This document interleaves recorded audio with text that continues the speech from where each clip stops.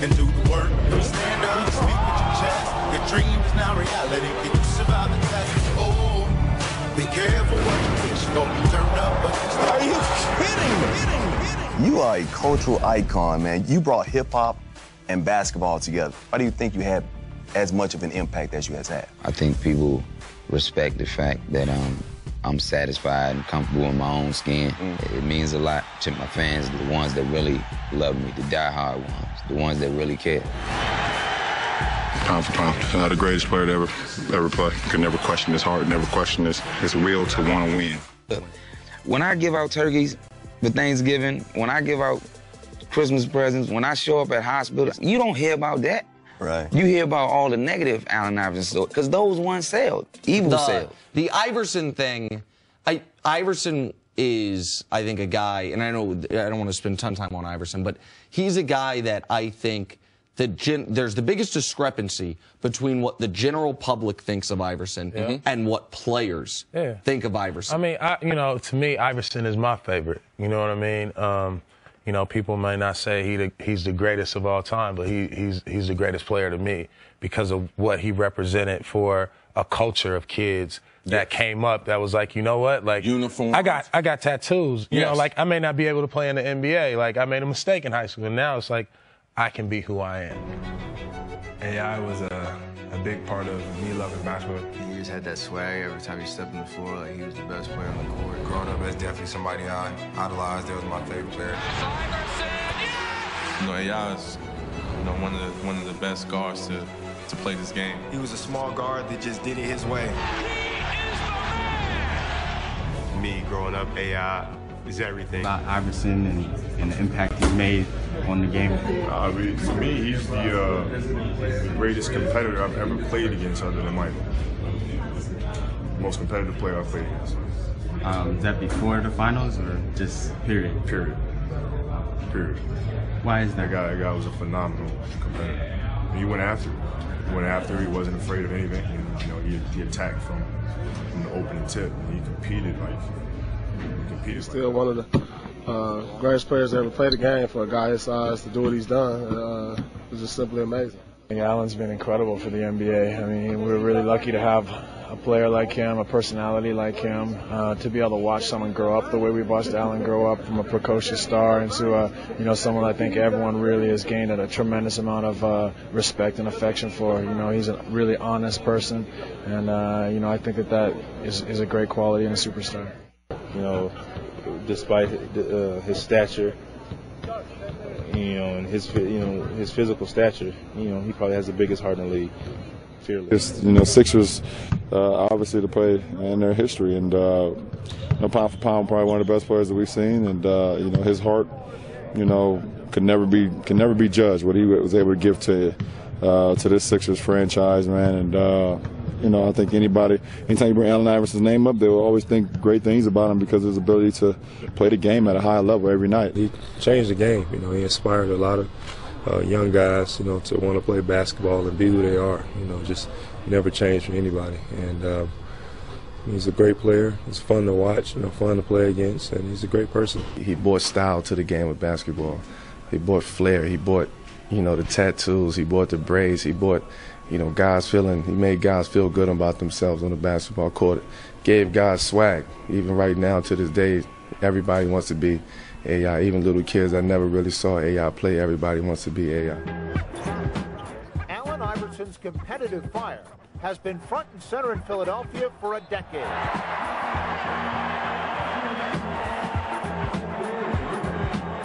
And it isn't always confined to the basketball court. I've been through too much to let somebody with a pen and paper and a microphone and a camera kill me or drive Allen Iverson crazy.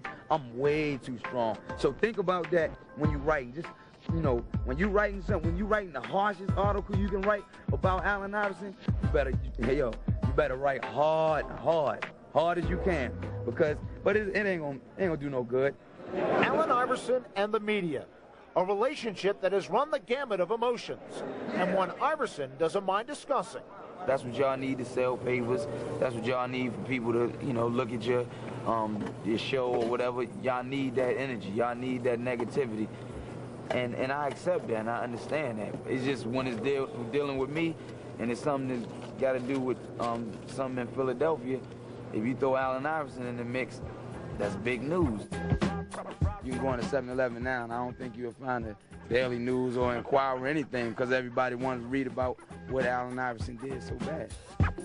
You see terrorism on the front page and then you see all the deaths in Philadelphia on the local page, and then you get and all that negativity, then you get to the sports page, and when you're supposed to be something gratifying, then you see even more negativity. You know, you see the Donovan thing, you see the T.O., and you see the trade talks with me. Iverson's every move over the past 10 years has been chronicled closely. Wherever he's gone, a large media contingent has been sure to follow. It's a reality he's learned to live with. I think that Allen has grown to accept the media's role. I think that he's basically a private person, but I think that he is willing to accept the responsibility that comes along with being a leader. I always heard about the negativity before I got here and heard that it was the toughest place to play. And I honestly can say that that's true. And I'm kind of used to it, but it still bothers you when you hear it. I mean, if your heart's not black, it bothers you. The part about being in the NBA is a dude like me dealing with the media. And when you feel like you're the villain and they just effing with you all the time. The world called me the MVP. You talking about getting rid of the MVP for? It used to bother me, man. You know what I mean? Like when you know somebody is just trying to irritate you. You know what I mean? And you feel it in your heart. Allen Iverson, the NBA Rookie of the Year last season, has been charged with marijuana and firearms possession. There's a lot of negative things in my life that I try to get rid of, but they always stick around. Like, it's like you can hide from the devil, but he gonna always find you. He was in a car that had pot, the gun, and the driver was speeding. He wasn't speeding, he was in shotgun, but he got arrested, and they put him on probation. I got 2 jumps. Allen is loyal. If you're down with him, he'll do anything for you. And sometimes I think the loyalty had him keep people around that maybe he shouldn't have. Now you just said, you know, they judge you because of who you hang around with. Is your posse just ill? They've been through a lot of things in their life. I mean, I can curse, can I? Yeah. I mean, they fucked up just like everybody else. You know, they make mistakes. Good or bad, he was a role model.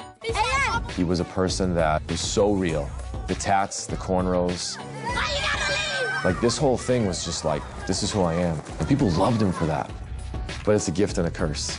The way Allen carried himself, the way he dressed, some people liked it, some didn't. It's important that the players take their end of it, get out of the prison garb, and the the thuggery aspect of basketball that has come along with hip-hop music. When everybody started looking like I look, the cornrows and tattoos and baggy clothes, that was just a great, great feeling. But it was bittersweet because I had to take the whipping for it.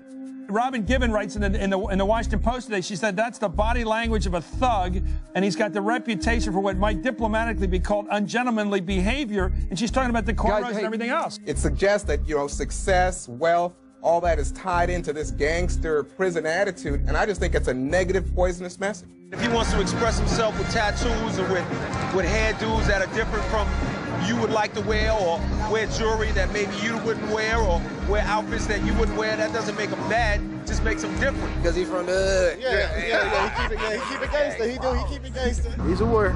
He's truly a warrior. You gotta love him. He's awesome.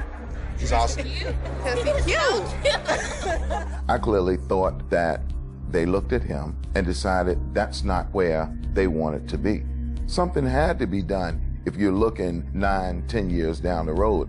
When Commissioner David Stern instilled that dress code, I'm thinking, uh-oh, this isn't going to fly with Bubba. Under this new policy, off-court, in public, the pros are expected to wear business-like attire. No more chains, pendants, medallions, headbands, or headgear of any kind. I think they're just targeting guys that look hip-hop, guys that dress like me. Maybe it's unfair, but I don't think he truly understood the effect and the impact he had on so many young kids. If he knew that, I think he would have done things differently in a lot of ways. He got into a period where he was larger than life and he was kind of hard to control. You know, he wasn't showing up for things. He was really late for things. He wasn't really respecting the relationship. We were in Coney Island one time shooting the spot. We had 2 scenes left. It was kind of chilly out, you know, it was around 6 o'clock. And then he's like, yo. And I'm like, what's up? And he's like, yo, I'm out. What the fuck you mean you're out? Like, we got an hour and a half left, and we're gonna finish this great commercial that's gonna be a great look for you. This product looks great. Like, what are we talking about? And he's like, I'm out. And then he literally tells to one of his boys, and he leaves. And you know, this is not a like, okay, everyone come back tomorrow morning. This is permits, this is a crew, this is money, this is a big problem, right? He's got a great soul, and he's a great person. But he was just in this space where, like, he didn't give a shit about any obligations. Magic had a bad TV show. Shaq did a Genie movie. How are you gonna embarrass yourself?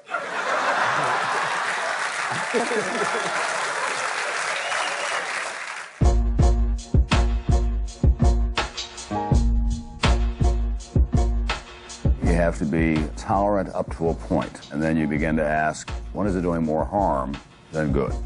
When is it more than just a personal statement? Man enough to pull a gun, be man enough to squeeze it. Damn, you don't believe it. Anything to do with millions, I'ma be with it. Somebody could do a rap album like the rap album that I made, and you wouldn't hear nothing about it. I'm a bastard case. Your fucking hands with my gas in your face. But Allen Iverson Die reaching for heat, leave you leaking in the street. I was disappointed in the lyrics because of his power to promote a positive message. I was disgusted with the lyrics because they didn't look positive to me. And we had a conversation, and he didn't understand exactly what I was saying until the backlash from everywhere else came upon him. This offends me as a black woman, still calling us hoes, bitches, and sluts. It's calling us niggers. The album is weak. The lyrics is whack. He need to stay with basketball. He's rapping out his thing. We're not interested in legislation. I'm not interested in regulation. I'm not interested in starting a boycott. I just want them to stop. John Thompson better speak to Allen. I think he needs to speak to the brother. I was early 20s. I never looked at how much of impact that I have on people. Kids that love everything about Allen Iverson were gonna listen to it. But back then, you know, I didn't look at it that way. If you're a hardcore hip-hop fan, then this album is for you. If you don't care about hardcore gangster rap, just don't buy it. Yo! Allen Iverson's life is a book that he has always refused to open. And by refusing to open that book, I think people just say, how dare you? And as crazy as it may sound, and as untrue as it might be, as long as it sells newspapers and gets people to look at my television station, we're gonna say just about what the hell we wanna say about you. Trouble of a different sort tonight for one of the National Basketball Association's biggest stars. Allen Iverson in trouble with the law again. He could be headed to jail, facing the possibility of some years behind bars. I got in an argument with my wife, cussing each other out, all kinds of stuff that ain't none of y'all business, but you know what it is if you're in a relationship with somebody. According to police 911 tapes, Iverson threw her out of their suburban home the night of July 3rd. Man, they even said I threw my wife out naked. She was not dressed at the time. Why would I expect somebody to look at me as a man if I did that to my wife? Philadelphia police say the 27-year-old basketball player burst into his cousin's apartment. Pulling out guns and stuff. Where you pull a gun at? He did have a gun. They said it on the news. He was armed with a gun. They come looking for a gun 5 days later, like the gun's still gonna be in the house if I had one. Were guns found or guns used in this alleged crime? No, I don't have that information. It seems as though Iverson didn't necessarily brandish the gun, but he perhaps had a gun in his waistband. They got helicopters flying over my house all day. They got media people in front of my house with lawn chairs and cooking out with cameras. Girl, get out of my face with that crazy stuff. That's rumors. Where you get that from? Because somebody told it to you? Did Tawana tell you that? Yeah. Did Tawana, don't ask me nothing. Did Tawana tell you that? I haven't spoken with All right then, don't go there with me. Don't go there with me. Don't go there with me. You want to keep it real, you keep it real with me. Because I ain't for no games, okay? Well, okay. Dog, they love you right now. They love you right now. But please believe me, the first incident, the first time something happened, they are waiting, man. They're waiting, man. They're waiting. They're waiting, man. We sitting here, I'm supposed to be the franchise player, and we're in here talking about practice. The media builds you up to break you down, bottom line. That's the nature of the game. If anybody tells you any different, they're lying. We're talking about practice, man. I mean, how silly is that? I've never heard anybody interpret that honestly. I know it's important. I do. I honestly do. But we talking about practice, man. What are we talking about? Practice? That's that soundbite that's going to define him. That for Allen Iverson was his I Have a Dream speech with Dr. King. They used that to portray him as a person who didn't like practice. That was not what he was saying. Your entire being now, your whole character is going to be this. Hang on a second. He's starting right now. I fight to represent Philadelphia. That's how I became a household name.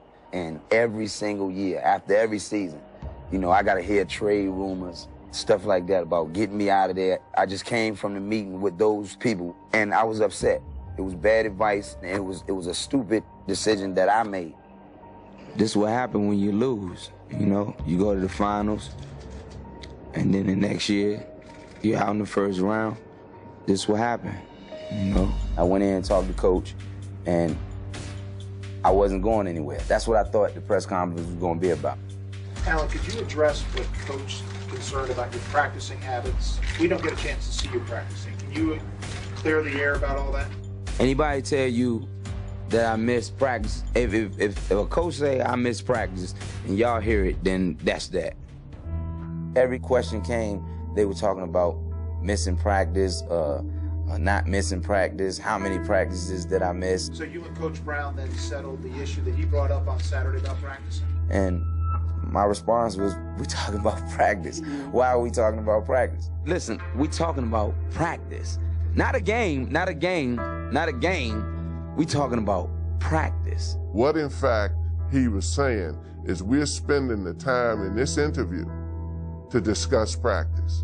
He was not saying that practice is unimportant. There's no way I could be an all-star. I could be an MVP, you know, if I didn't practice. You see me play, don't you? Absolutely. You see me give everything I got, right? Absolutely. But we talking about practice right now. But it's an issue that you're we talking about practice. I was already gone, but I happened to be watching the news, and I see him saying, practice, practice. We kept saying practice, like it's only practice. I ain't saying that. I'm not saying that. I'm saying that's why we in here having this talk, because of practice. I knew what he meant. You're getting all over me for practice, and how about the game? But I would have grabbed him and took the hook right off there, made sure he got right off that dais. Okay, guys. It don't have to, I ain't going nowhere. I'm not going nowhere. Yes, it was great for the press, but no, it wasn't good for him. Nobody looks at the whole comment that Allen made and what he was talking about when he made that comment. I'm upset. I'm upset for one reason, man. Because I'm in here. I lost. I lost my best friend. He was talking about his boy dying. Ra was a very close friend of ours who died a very vicious and violent death. Of all of the people that died in Allen's life, I think it hit him hardest with Ra. I lost him, and I lost this year. Everything's going downhill for me, as far as just that, you know, as far as my life. And then I'm dealing with this right here. I don't want to deal with this, man. I don't want to go through this shit. My boy just died the other day, and you all are talking to me about practice. That's the whole comment. Go back and listen to the press conference. That's what he's talking about. Try to deal with what I go through in my life. My best friend, dead.